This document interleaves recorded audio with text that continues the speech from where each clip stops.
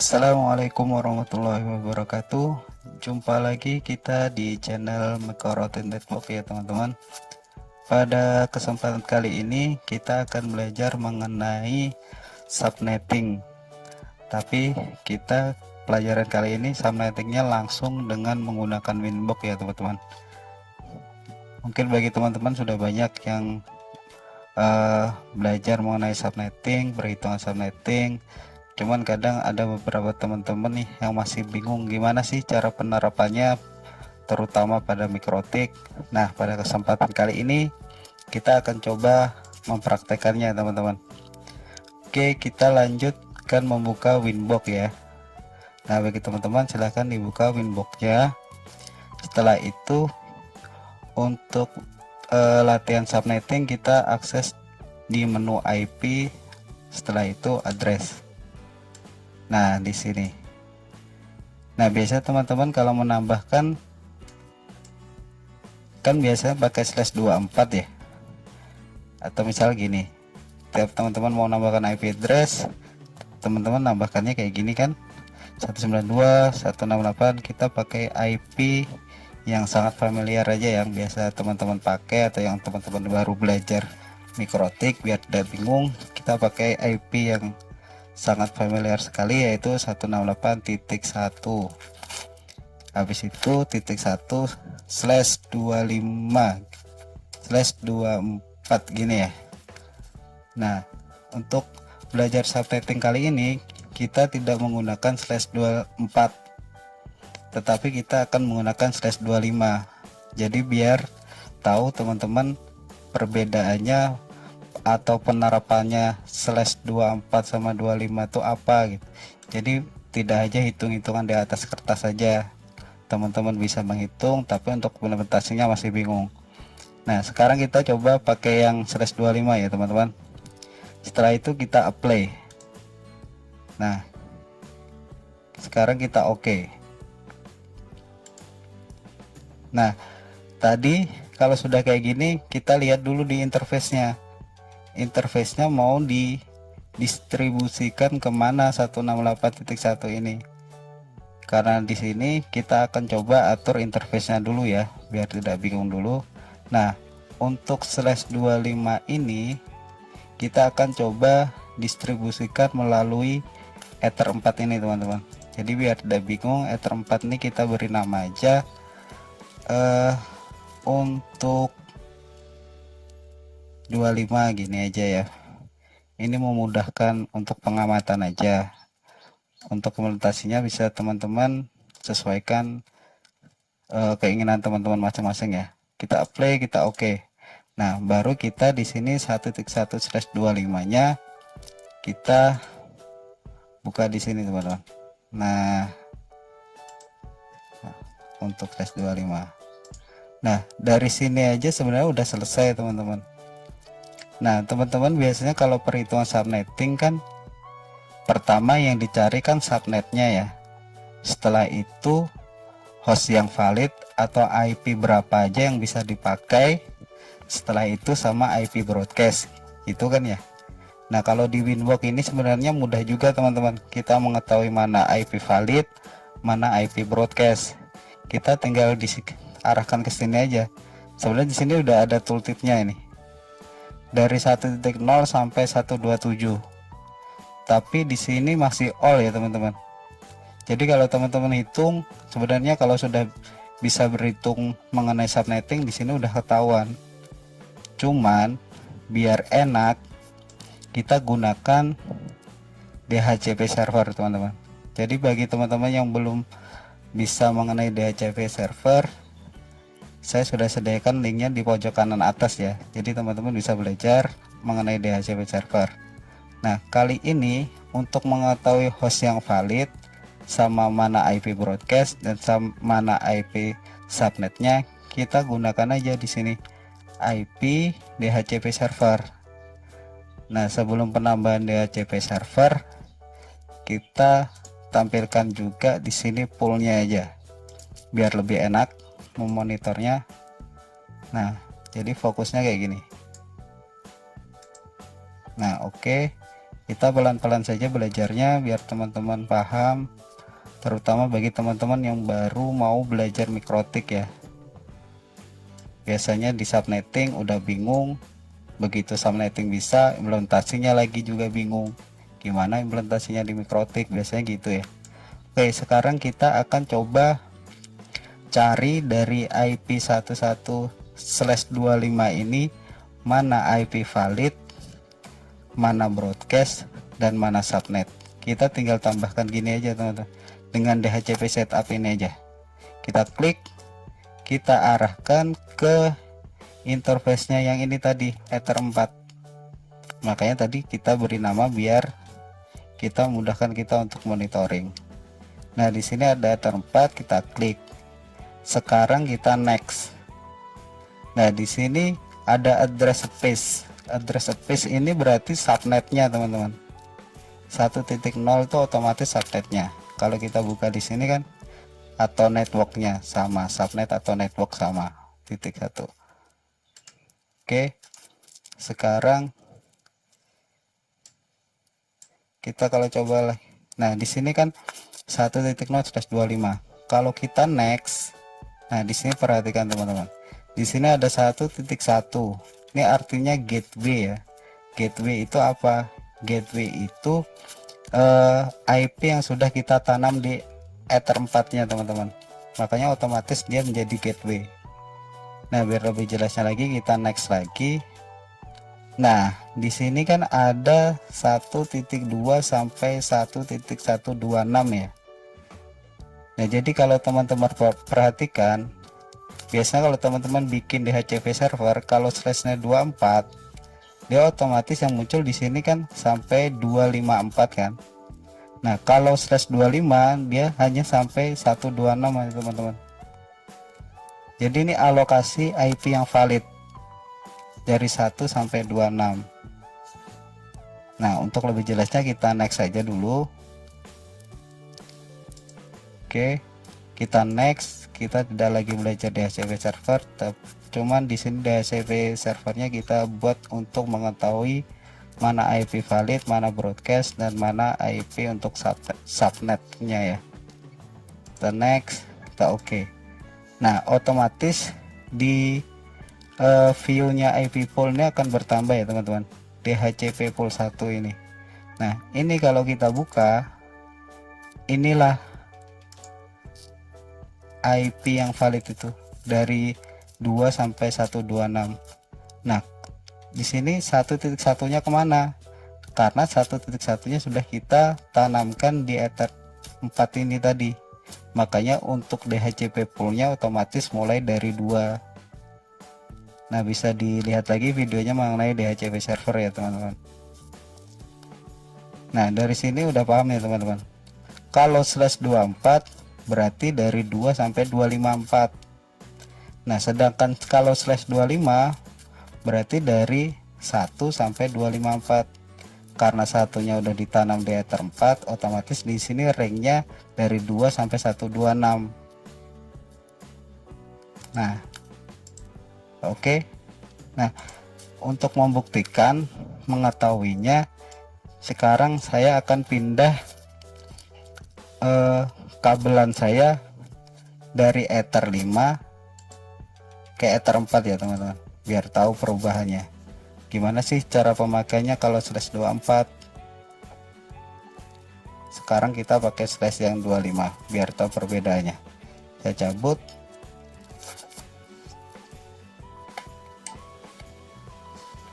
Nah, otomatis putus dulu winboxnya dan kita akan reconnect lagi. Kita cancel. Nah, di sini kita udah dapat IP addressnya 1.1, jadi kita bisa remote ya, bisa remote lagi dengan winbox.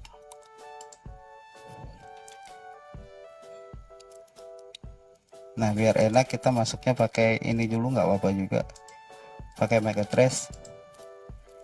Nah, di sini kalau kita lihat, kita tampilkan lagi ya satu-satu.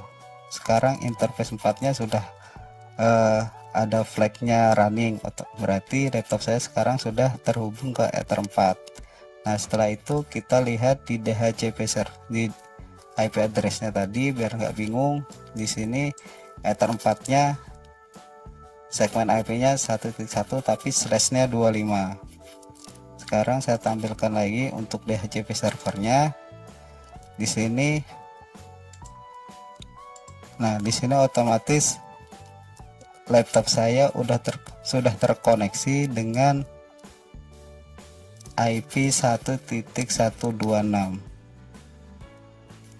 Nah, biar lebih jelasnya lagi, coba kita akses untuk Ethernet card-nya ya teman-teman. Nah, Ethernet card-nya ini sudah nyambung. Kalau kita buka, kita lihat detailnya. Tuh, lihat perbedaannya.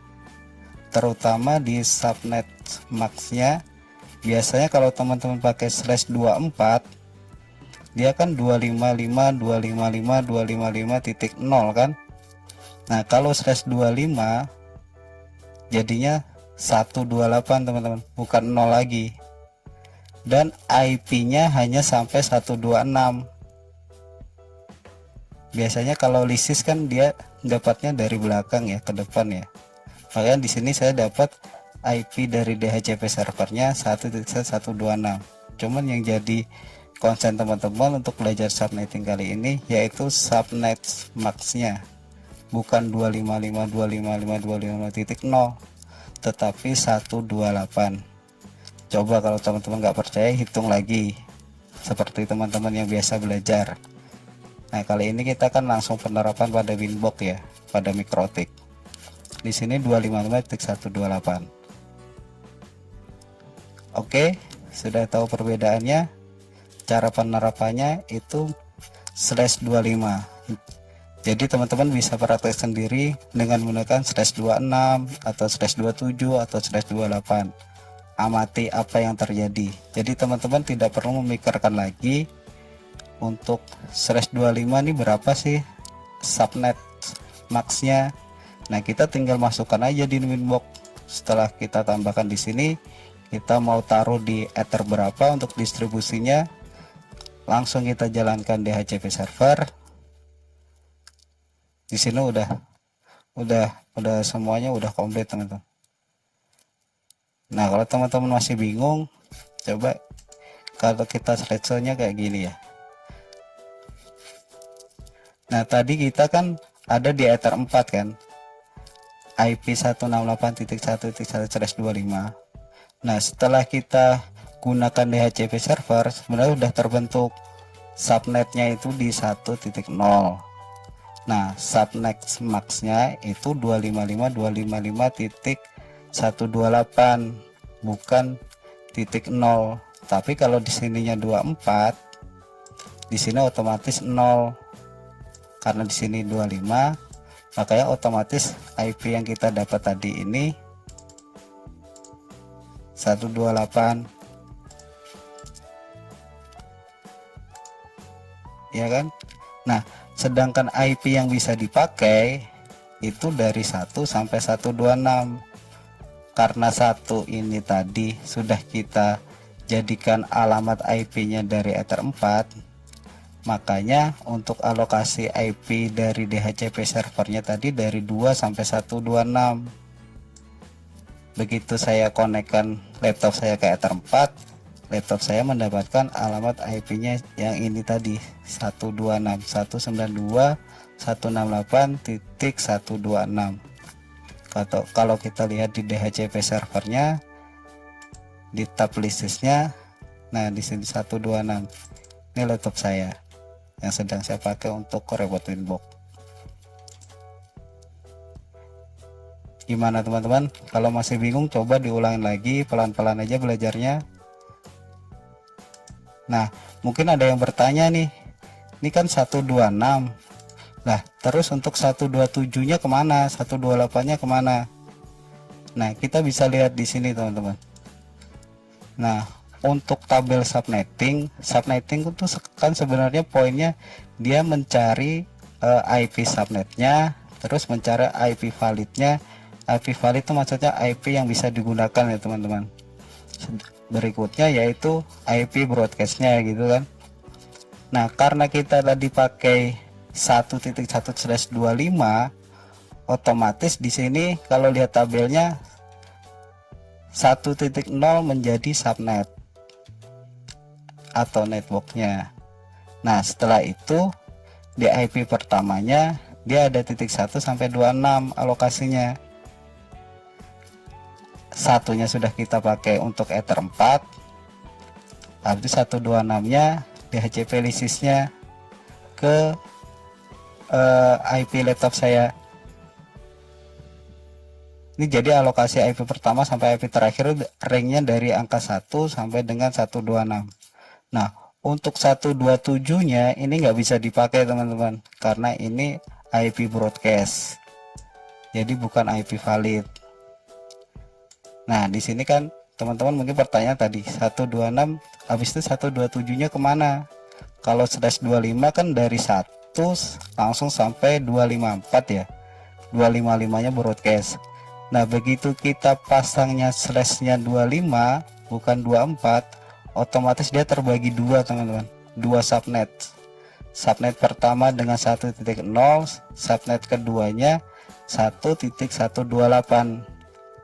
Coba teman-teman buka lagi, kalau yang punya kalkulator IP atau menghitung secara manual, begitu kita kasih /25 otomatis terbagi dua. Nah, terbagi dua, blok pertama itu alokasinya dari 1 sampai 26, 126. Yang kedua dari 1.129 sampai titik 254. Kalau mau memakai alokasi sebanyak 254 IP, bisa dijadikan dua gini. Nah, biar gak bingung, contohnya kayak gini. Misal kita tadi Ether 4 kan kita gunakan sebagai /25 mulai IP 1 ini ya. Nah, di Ether 3 nya kita bisa pakai IP 129 nih teman-teman, slashnya 25 juga. Jadi begitu kita pakai 192.168.1 itu bisa kita jadikan pecah jadi dua dengan rumusnya /25. Nah, netmaxnya sendiri pun dia juga 128. Nah, agar gak bingung, sekarang coba kita, ya sebenarnya patokannya di sini teman-teman bisa cari subnetnya, habis itu ring IP yang valid atau IP dari pertama sampai terakhir yang bisa dipakai, setelah itu broadcastnya biar tidak salah. Nah, untuk kita coba praktekkan ya untuk yang Ether 3 nih. Sekarang kita mau masuk ke Ether 3. Nah, kita tandai aja dulu ininya untuk memudahkan kita untuk monitor, untuk belajar. Ini untuk /25 tapi mulainya yang dari 129 ya. Kalau kita lihat dari sini ya, kita lihat dari sini dengan 129, kita apply, kita oke. Untuk penamaannya terserah teman-teman ya, ini untuk memudahkan pemahaman aja. Sekarang kita tambahkan IP-nya, kita tambahkan IP-nya 192.168.1.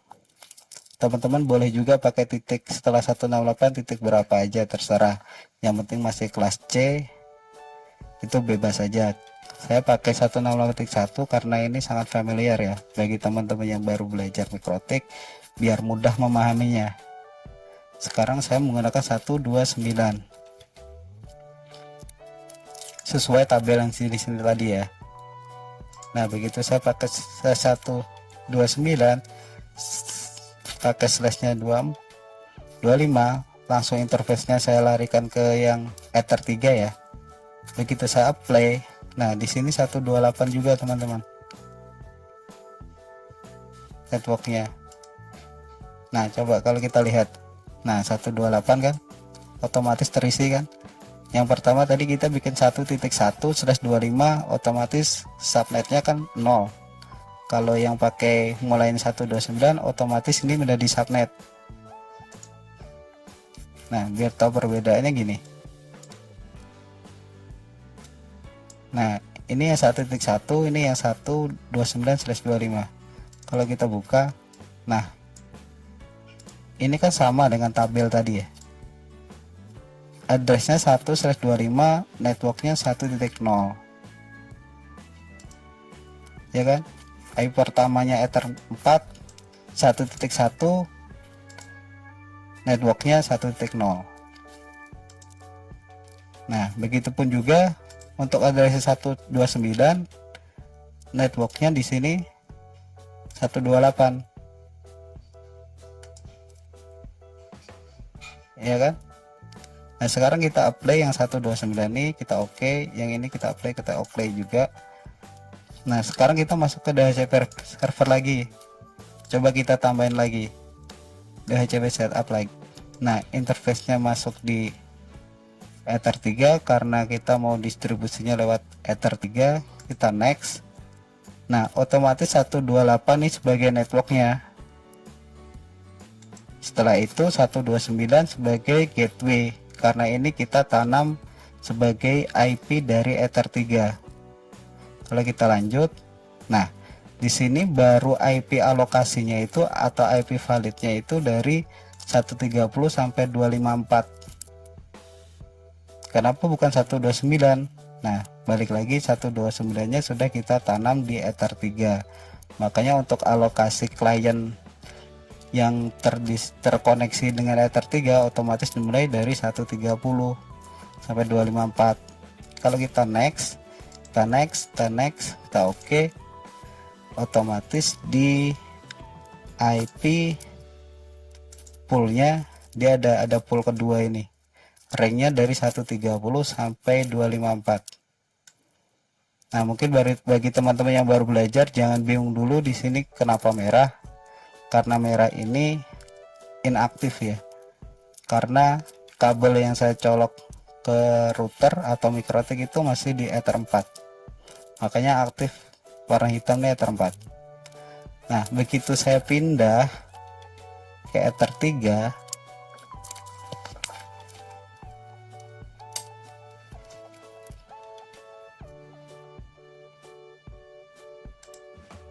kita cancel dulu, kita refresh. Nah, sekarang kita sudah masuk ke segmennya 1.129. Biar lebih cepat kita connect pakai MAC aja dulu.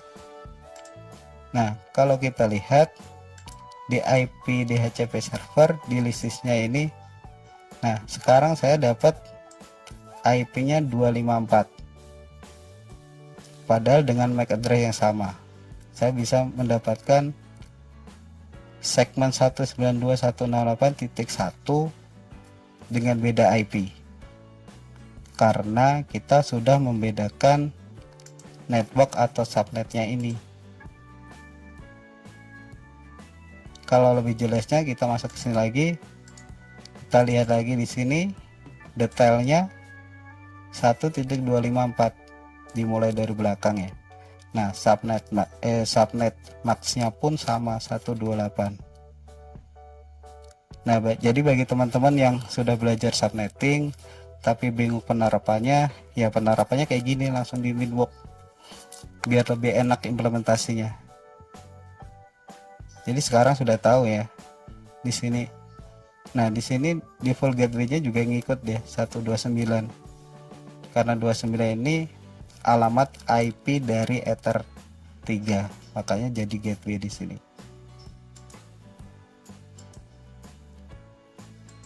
Nah, jadi ini bisa dipakai teman-teman, misalkan teman-teman mau bikin jaringan dengan dua network misalkan yang 1.1 ini untuk lokal, tapi yang 1.129 ini untuk hotspot atau voucheran lah. Kalau teman-teman mau bangun voucheran, ini bisa dipakai IP-nya walaupun dengan satu segmen yang sama, cuman dengan /25 sudah menjadi dua network yang berbeda.